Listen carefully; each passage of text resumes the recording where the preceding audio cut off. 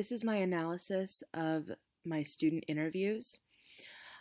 So I interviewed three students, one second grade girl, a fourth grade boy, and a fifth grade girl. And in terms of commonalities and trends, when all three students spoke about their future, each of them saw themselves going to college and having a career as an adult, um, which shows hope for the future, which is really promising. Also, all three of them want lives that are better than their parents. The fifth grader specifically said that she hopes for better opportunities in both education and career because she's seen her parents and grandparents struggle in those areas, and she hopes for better for herself.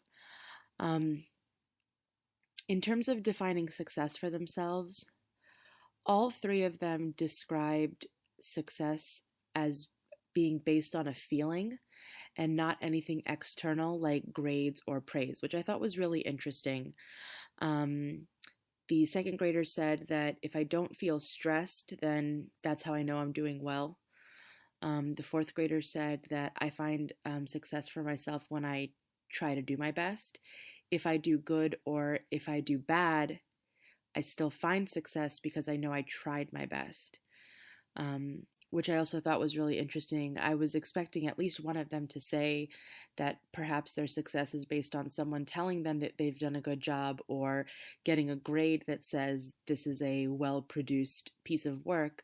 But all three of them said that it was based on feeling confident and feeling like they've done a good job, and knowing that they've put in effort, which actually was really good to hear. Um, when talking about their passion and what they're really interested in and what makes them feel alive, um, all three of them said that their respective passions are different from what they see themselves doing in the future. So the second grader said she feels most alive when she scores a goal in soccer, but you can't just play soccer every day because that's something you want to do. And usually you have to stop what you want to do the things you have to do. The fourth grader loves football, but he sees himself as a manager in an office. And the fifth grader loves art, but she wants to work for the FBI. So I thought it was really interesting that um, they didn't see their passions as parlaying into something that they could sustain and do, um, in their future. It seemed like they were thinking very practically about their futures and not in the way that you would expect maybe a child or a young student to have these sort of grand dreams and sort of think that like anything is possible. It was very interesting to hear how sort of practically they spoke about what they saw for themselves.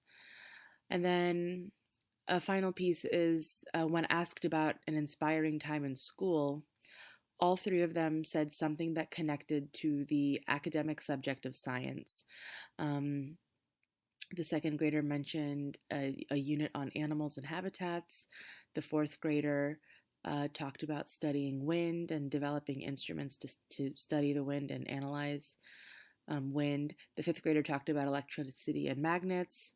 Um, and I just thought it was of note that even though they mentioned different sort of specific units of study, all three fell under the umbrella of science.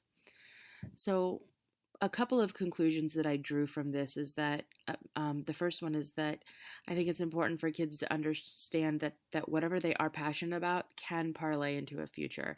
It doesn't just have to be for fun. I think especially now more than ever, um, kids should be given opportunities to play and express themselves and recognize that um, some of those activities and events that they find most interesting can be turned into a career or something that they see that could be lucrative.